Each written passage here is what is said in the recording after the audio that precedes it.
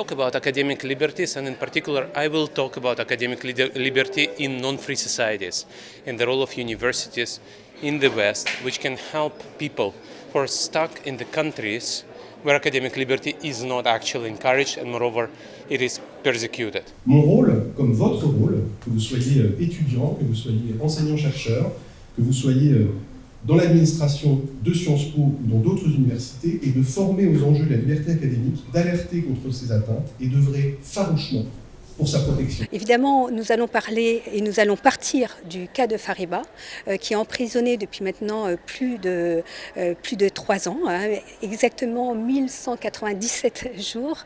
Elle est privée de liberté. La conférence de ce soir porte sur la question des libertés d'enseignement et de recherche en contexte autoritaire, c'est-à-dire dans des pays où le régime est soit celui d'un parti unique ou soit celui, disons, au minimum d'un système politique extrêmement contrôlé.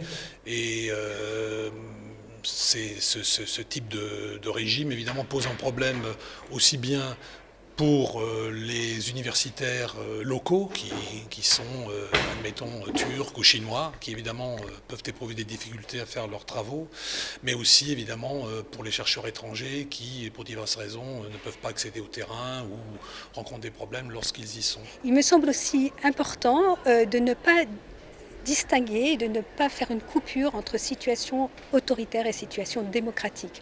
En réalité, dans un monde globalisé, les influences des pays autoritaires dans les pays démocratiques est de plus en plus importante et il est important de réfléchir à ces interactions.